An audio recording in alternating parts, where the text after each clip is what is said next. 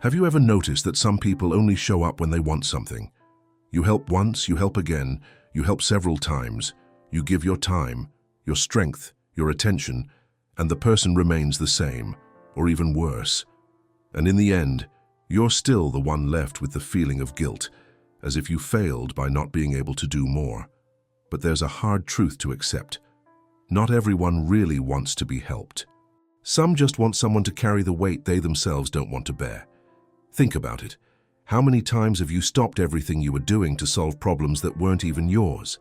How many times have you put your own plans aside to help someone who wouldn't lift a finger for you? That's not being good. That's forgetting about yourself. That's exactly what Stoicism tries to show. Helping doesn't mean disappearing as a person.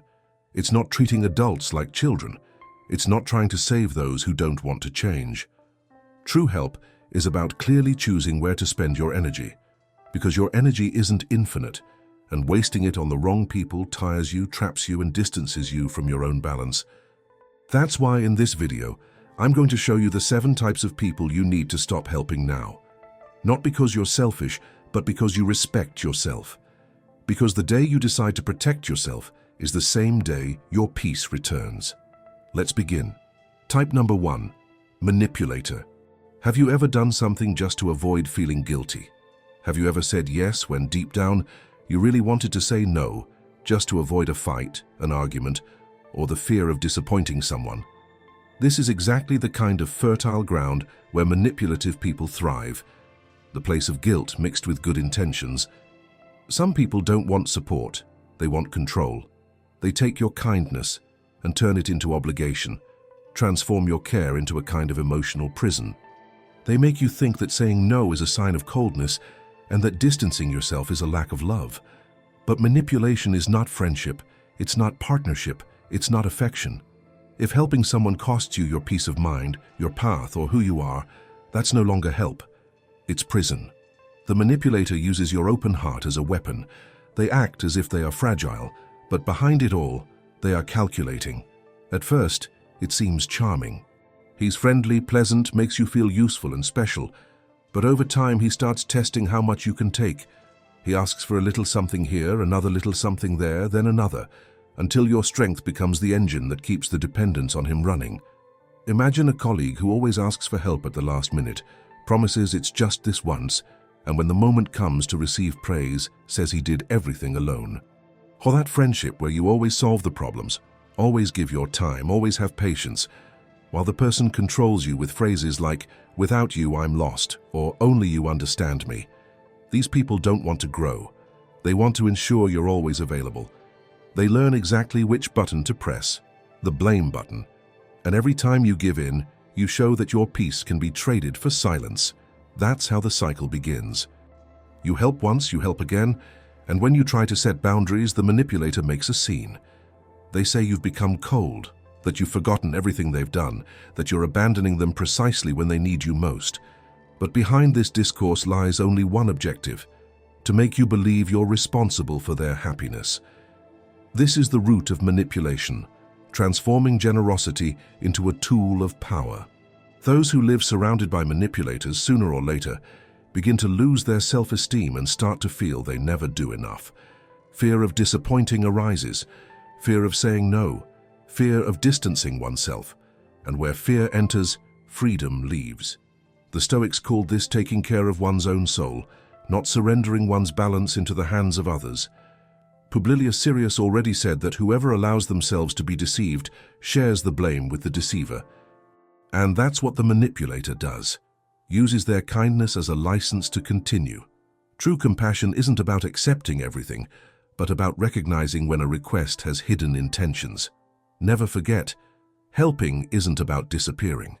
When you say no to someone who controls you, you're saying yes to your peace. The manipulator doesn't want evolution, they want control. And the only way to break free from this cycle is to reclaim the right to choose, to stop trading your peace for approval. Think about it. No healthy relationship is born from guilt. Those who truly need support respect boundaries, acknowledge effort, and walk alongside you.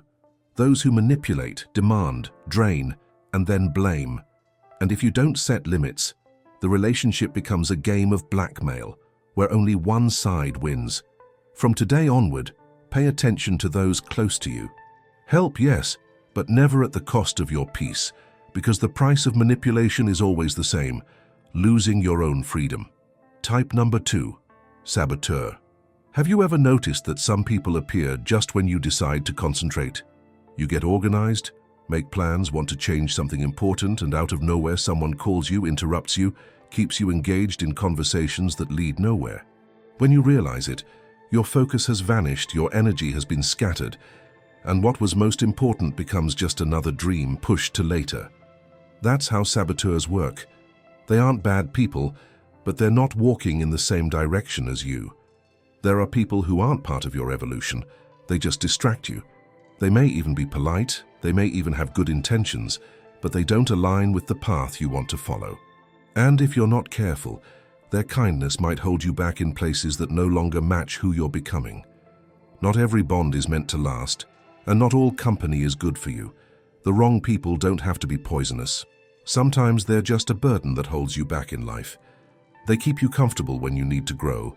They leave you standing still when you should be moving forward. And for fear of seeming cold or ungrateful, you remain in situations that have become too small for you. But growth requires space, and that space only opens up when you let go of what's pulling you back.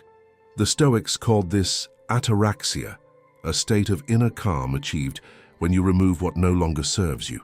Seneca said that whoever doesn't know where they're going never has the wind at their side. When the people around you aren't following the same path, all your effort becomes just wear and tear. You can't build something great while you spend your energy solving the problems of those who don't want to move forward. Those who don't want to grow always try to keep others the same size. Loyalty isn't about staying in the same place forever. There are bonds that need to be respected with affection, but not with constant presence. Some people you insist on carrying with you are precisely those who should have stayed in the previous stage of your life. Continuing to carry someone who has already fulfilled their role is like trying to run with an anchor tied to your ankle. Choosing who walks with you is an important decision. This choice defines the rhythm of your story. You can live lightly alongside those who lift you up, or drag the weight of those who hold you back. Taking care of your focus is an act of self-love. It's understanding that compassion isn't about carrying everyone on your shoulders, but about not getting lost, trying to keep up with those who don't want to move forward.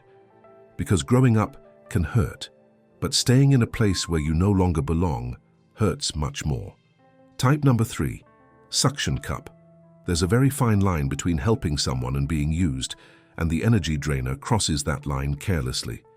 If you've ever felt like you're experiencing more of other people's pain than your own life, you may not have realized you're helping someone who only takes everything for themselves. Imagine always being available. You listen, support, pay attention, offer your time. But when night comes, you feel like you've given away your whole world and received only a great emptiness. Your body feels heavy, your mind tired, and your heart without light. That's exactly how energy drainers work. They don't seek growth, they seek consumption. They don't want real change, they want everything to stay the same. They want someone to keep them standing while they remain stuck in the same place. This type of person transforms your goodwill into the only way they find to survive emotionally. There's always a new drama, a new emergency, a new excuse to drain even more of your energy. And the more you offer, the more they demand. Your help becomes the force that keeps the other person stuck in the same place. But the problem isn't just with the one who drains you, it's also with those who forget to set boundaries. People who drain you will always exist, but it's your boundaries that determine who takes everything from you and who you can confront without destroying yourself. You don't need to close your heart. You just need to learn to close the door before you run out of air. Think of the airplane warning. Before helping someone else, put on your own oxygen mask. Put the mask on yourself first. This isn't selfishness, it's simply common sense. Because if you faint trying to save someone else, nobody survives. The Stoics called this temperance, the art of maintaining balance. Seneca reminded us that what tires us is not helping, but helping without any limits. Often, what is called kindness is just fear of saying no. Helping doesn't mean giving yourself entirely. It means knowing how far you can go without losing yourself. When you go beyond what you can offer, what was once generosity becomes self-abandonment. Reaching out to someone who doesn't want to get up is like carrying a weight that should never be yours. You try to heal the other person, but you're the one who gets sick. The truth is simple. The energy vampire will always want more. But you're the one who needs to learn to say enough is enough. Those who truly want to grow share responsibilities. Those who want to evolve seek to walk alone. But those who live by draining the energy of others transform any relationship into a bottomless pit. Defending your own boundaries is an act of self-love, not coldness. Because while you try to save everyone, you end up forgetting the most important person, yourself. Helping is beautiful, but erasing yourself is a waste. Conserving your energy is caring for your soul. And remember, the peace you protect today is the same strength that will sustain you tomorrow. Type number 4, the one who lives competing with their pain. Have you ever tried to confide in someone and, instead of being comforted, received comparison? You say you're tired and the person says they're worse off. You talk about a difficulty and they respond with a tragedy. You share a fear and they immediately turn everything into an invisible game of who suffers more. This type of person isn't looking for connection. They're looking for the spotlight. They don't want to listen. They want to prove that their life is always harder, more difficult, heavier. And when you try to help someone like that, you quickly discover that it's not help. It's competition. A tiring, unfair and silent competition where you always lose because the goal is never to solve anything, but to keep the drama alive. The pain competitor doesn't realize the damage they cause. But little by little, they transform the emotional environment into a battlefield. Nothing you experience matters because, for them, your pain will always be too small. People like this don't want to improve. They want to be seen as permanent victims. They feed on tragedy and use comparison as a way to validate their own identity.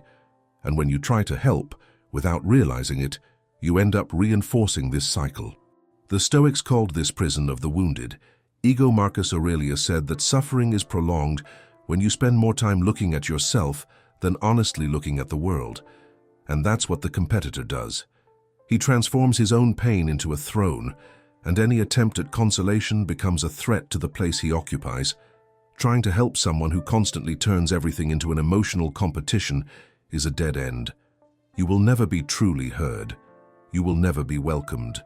You will never be understood, because this person only listens to what confirms that they are always in the worst possible place. And without realizing it, your empathy becomes a tool to reinforce the other person's drama. Wisdom lies in recognizing that empathy is not about allowing others to diminish what you feel. You can offer support, but you are not obligated to accept relationships where your pain becomes a joke, a competition, or a shadow. Those who compete with the suffering of others don't want healing, they want attention. And too much attention for this type of person becomes fuel.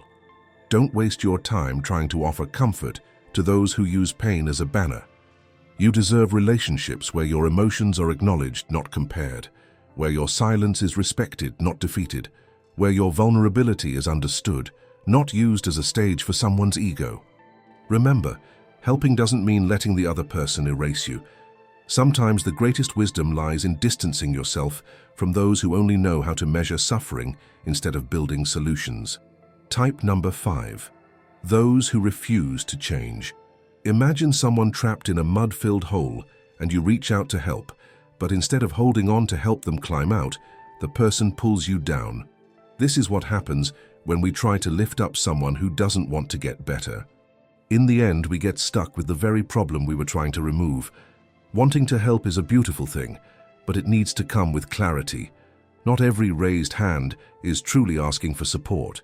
Sometimes it's just someone trying, without realizing it, to drag another person into the same suffering. And that's precisely where the risk lies.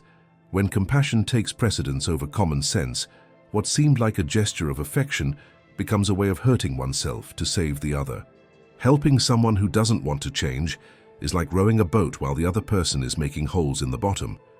You lose strength, you lose time, you lose joy, and in the end, you both sink together. Don't extend a hand to someone who rejects any change. If someone doesn't admit their mistakes, your help ceases to be support and becomes a prison. You think you're being generous, but deep down, you're reinforcing the same behavior that hurts the other person and exhausts you. It's like building a ladder for someone who doesn't want to climb it. No matter how hard you try to convince them, if the other person doesn't take the first step, the only thing that will break is your peace. Not everyone wants help. Not everyone wants to change. Understanding this is also wisdom, because growing up is learning not to engage in battles that aren't yours. There are people who only learn when life gets hard enough to teach them. You can warn them, you can guide them, you can want to protect them, but sometimes the best approach is to let the other person learn on their own from the fall. The Stoics called this respecting the other person's destiny. Epictetus reminded us that some things are within our control and others are not. But the human heart is stubborn in accepting this. We want to believe that love, patience, or persistence can change anyone. We think that if we show them the right path, they will understand, improve, and one day be grateful. But in real life, this doesn't always happen. Often what we call help is just an attempt to avoid the pain of seeing the other person fall. And this idea is cruel, because while we try to prevent the other person from sinking, we are the ones drowning in guilt, exhaustion, and frustration. Trying to transform someone who doesn't want to transform is like knocking on the door of an empty house. You talk, repeat yourself, wear yourself out, and hear no answer. It's wasting energy on something that never depended on you. You can't control someone's will, only your own. You can offer support, but you can't live life for someone else. Accepting this isn't being cold. It's being free.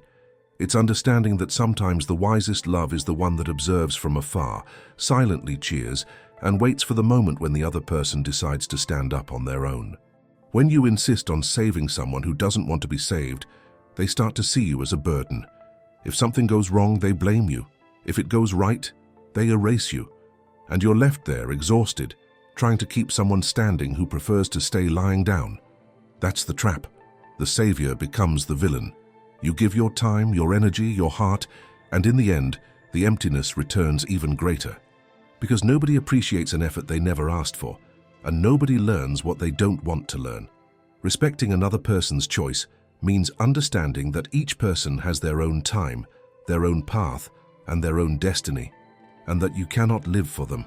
It's accepting that sometimes the most mature love is the love that walks away. It's in the consequences that the mind awakens. It's in pain that humility is born. The will to change comes from within. Nobody truly changes through advice, only through conscience. So if you want to live peacefully, stop trying to save those who refuse to swim. Walk away without anger, without guilt, and without long speeches, because true help isn't what prevents the fall, but what you believe the other person will get up at the right time. Remember, boundless love becomes sacrifice, and endless sacrifice becomes silence, exhaustion, and self-loss. And when your heart aches from parting ways, remember, you didn't give up. You simply stopped drowning for someone who chose not to swim. Type number 6, the know-it-all. Have you ever tried to show someone a simpler solution and they just pretended not to hear? You explain calmly, give ideas, point out what's wrong, but they insist on doing everything their way, even when it's gone wrong many times. This is the type of person who thinks they know everything. They don't want to learn. They want to prove all the time that they're right about everything. This type of person mixes pride with intelligence. They think that admitting a mistake is a sign of weakness, when in fact, it's the first step to growth. And the problem with trying to help someone like that is quite straightforward. You're not helping. You're just banging your head against a wall. Remember that colleague who asks for your opinion but never accepts anything you say? Or that friend who constantly complains about life but rejects any idea that could improve things? You speak, he responds with irony. You warn him, he laughs. You try to guide him, and he acts as if he knows more than everyone else. In the end, you're the one who gets tired, while he feels victorious because he believes he maintained control. The Stoics called this chosen blindness, the state of those who refuse to admit that they also make mistakes. Marcus Aurelius reminded us that changing your mind and accepting correction is a sign of freedom. But those who cling to stubbornness become slaves to their own ego. There's a hard truth here. The person who thinks they're always right doesn't want help. They want applause. They don't seek to hear anything that will make them better. They only want to hear what confirms what they already think. And when you insist on helping someone like that, you end up in a game where always being right becomes more important than growing. Change begins when you understand that trying to teach someone who doesn't want to learn is like throwing away your own light. It's like trying to light a candle in a strong wind. You are not in this world to prove anything to anyone. You are here to evolve. And evolving sometimes means having the courage to remain silent and let the other person discover the truth on their own, even through pain.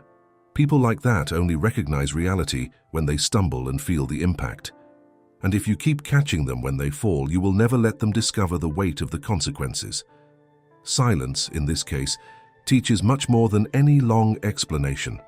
Helping someone who doesn't accept correction is like trying to fill an upside-down glass with water. No matter how hard you try, nothing goes in. Publilius Cyrus said that a rolling stone never gathers moss. Those who never stop to think learn nothing. Wisdom lies in choosing what is worth facing. The self-righteous person doesn't grow because they've already decided they don't need to change. And when pride takes the place of humility, development disappears. It's not a lack of patience, it's understanding. Maturity lies in offering the path once and moving on if the other person doesn't want to follow. In the end, those who think they always know everything will realize, sooner or later, that life is the firmest teacher there is. And when that happens, you'll remember who tried to warn you, not with anger, but with respect. Helping is a beautiful thing, but insisting is a waste of energy.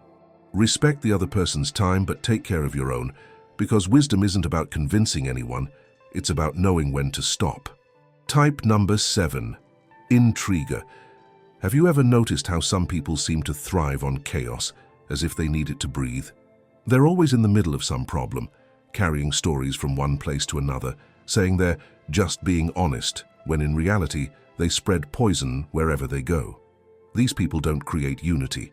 They only build barriers. They treat you well to your face, but speak ill of you when you turn your back. The worst part is that they disguise their malice as concern, saying they just want to warn you. But what they call sincerity is just a way to spread confusion.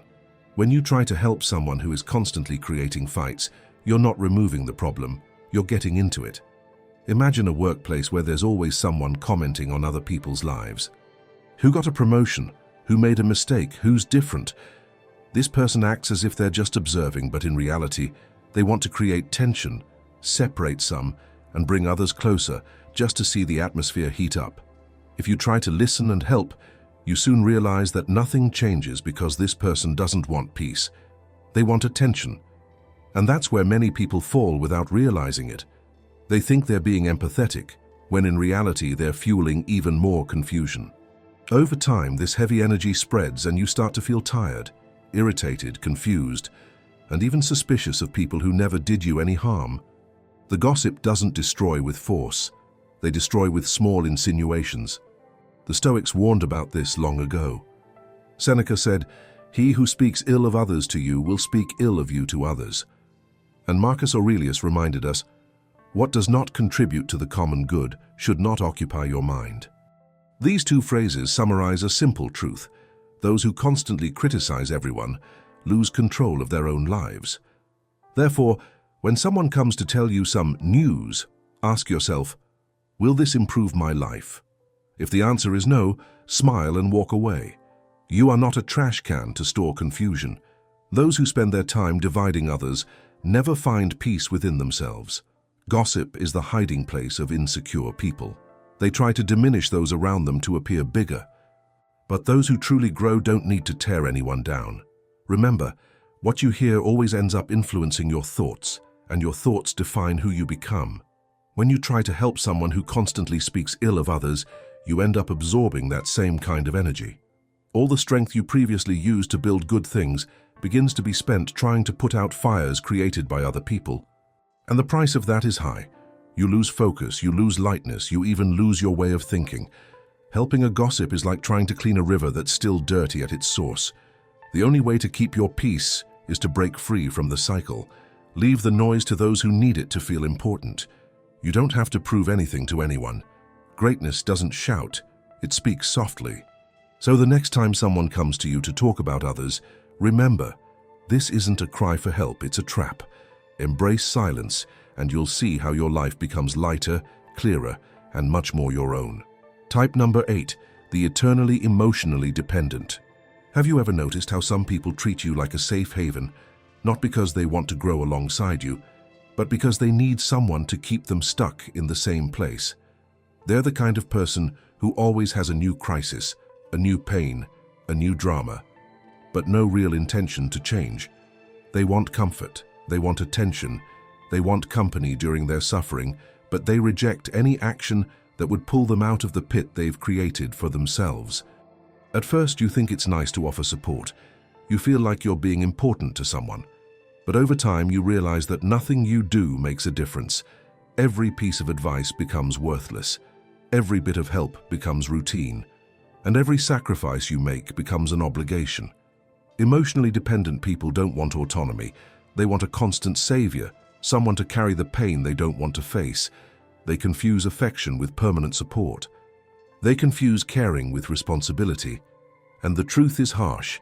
You will never be enough for someone who doesn't want to learn to support themselves. Trying to help someone like that creates an invisible prison. You start measuring your words so as not to hurt them. You start canceling your plans so as not to leave the person alone. You start carrying guilt that was never yours. The dependent person puts you at the center of their life, but makes no effort to get out of that situation. And so while they remain comfortable with their own chaos, it's you who sinks. The Stoics had a name for this type of relationship, dysfunctional attachment.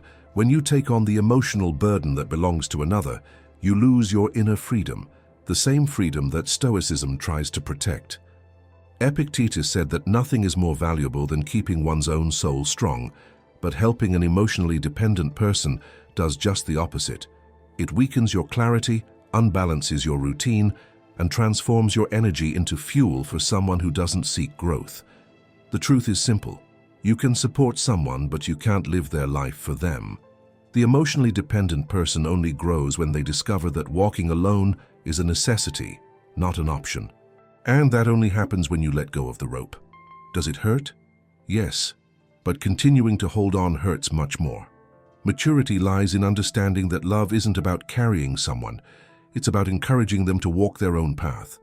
And if someone insists on placing all the responsibility for their own well-being on you, the wisest course of action isn't to help more, but rather help less, so that he can finally learn to stand on his own. Type number 9, the chronic pessimist. Have you ever shared something good that happened, only to have someone respond in a way that ruined your mood? You excitedly talk about a plan, a trip, an idea that makes you happy, but the other person, instead of smiling, says, "That won't work," or "Be careful not to get hurt," or "I tried it, and it was terrible." In a few moments, your enthusiasm vanishes. This is how the perpetually pessimistic person acts. They don't take your money, but they take your joy. On the outside, it seems like just precaution, but inside it's old resentment. These are people who once believed in great things, tried, dreamed, but at some point were hurt. It may have been by someone who deceived them, by something that didn't go as expected, or by a situation that shattered their hopes. From then on, hope became a burden, and resentment became a way of life. They stop seeing opportunities and only see injustice. Everything becomes a reason to blame someone. The boss, the family, the government, the world. The deeply pessimistic person believes that everything is against them, when in reality it is their own perspective that has become the enemy of their own life. And the more they feed this sadness, the more the world seems to close its doors. Bitterness acts like a glass of clean water into which someone spills a little ink. Over time, everything darkens. This type of feeling arises when something we desired didn't happen, or when someone hurt us. We create internal narratives to explain the pain. The mind doesn't know how to resolve the past, so it repeats the pain endlessly. These repetitions transform memories into shackles. The result is a profound weariness, as if the heart carries the same weight every day, and the danger of trying to lift someone up like that is simple. If you're not strong, you end up adopting the same weariness. Their sadness is contagious. The pessimist doesn't want a solution, they want company to suffer with. The Stoics understood this. Marcus Aurelius said that what hurts is not the event itself, but the way we look at it. The pain is real, but bitterness is a choice. The worst choice is to turn the wound into an identity.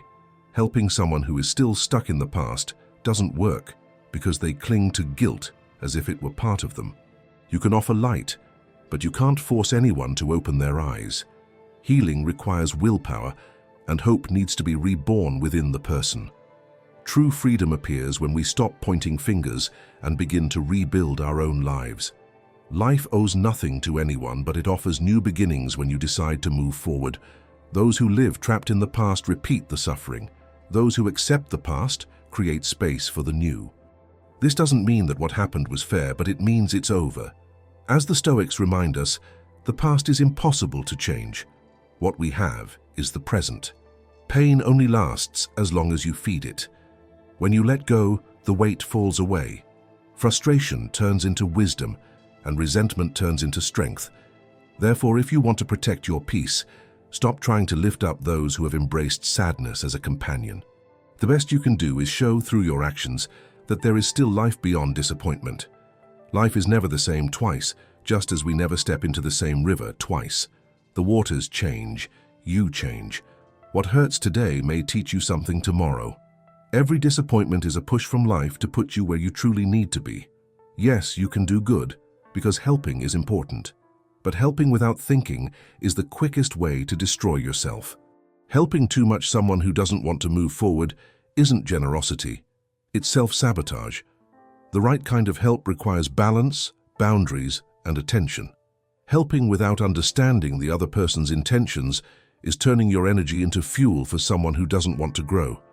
And the worst part is that, when you stop, many still say that you were the one who abandoned them. Seneca already said, "Kindness without reason becomes a vice." Not every kind gesture is a virtue. Sometimes it's just a lack of clarity. Before extending a hand, see if the other person wants to get up or just continue being carried. Some people don't want help, they want comfort. And if you insist, you end up trapped in the same cycle. The rule is simple: love your neighbor as yourself, and many people forget the second part. As yourself comes first, you can't give what you don't have. If you are tired, sad, in debt, or weak, your help loses value and brings you down too. Taking care of yourself isn't selfishness, it's wisdom. Helping without preserving your own energy is like trying to save someone who is drowning when you also don't know how to swim. In the end, you both go down together. The world is full of good people but empty ones. People who confused love with total surrender and ended up broken by expecting gratitude from those who only know how to ask for more. True help is a skill, the right measure for the right person at the right time. When in doubt, take a step back. Let the other person learn from life, because sometimes only pain teaches what no advice can. Doing good with balance is what truly transforms the world. When you learn to help consciously, your light doesn't go out, it continues to shine, strong and free.